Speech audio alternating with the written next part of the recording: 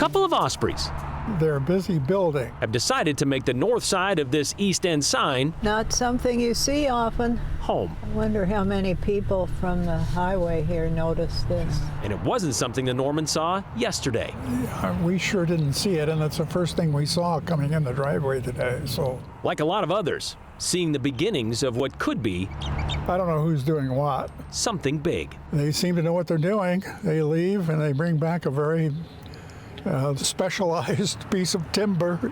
Ospreys often partner up for life, with the male tasked with selecting the spot See, that's a nice piece of timber right there. and supplying the materials for the nest. As it should be. Yeah, we watched them build that nest that day. We first met them, the eagle ospreys, a little more than a year ago. Two lovebirds building their home on top of that Eagle Shopping Center sign. We learned during that story, as you heard, that they mate for life, and they generally return to the same nest every year to raise their chicks, which they did that first summer. 3 chicks in the nest last July. This picture sent to us last July. But that wasn't the end of the adventure for the eagle ospreys. Human parents are aware of the trouble their offspring can get into, and so are ospreys apparently. Eagle Fire came to the rescue of one of those young fishhawks, got themselves in a tangle. They pulled the osprey from the nest and then unwrapped its talon from the twine with the help of the Idaho Fish and Game there, so rescued the young one there. They flew off and, well, who knows where they are now. But we did watch them return this year, as many of you have, so you can understand why we are invested in what happens with the family of osprey that occupy this nest. But we do have another update, and sadly, it's not a good one.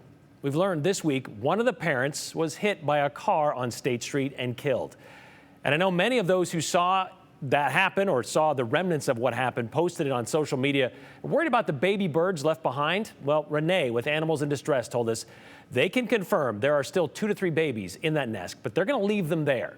That's because Renee says there is still one parent left to raise them, so they're pretty confident they're going to get what they need, at least until they grow full size in a few weeks, and then fly away from the nest. What happens after that? Will the widow or widower find a new mate? Will they return to that nest? Will it be another home for another family?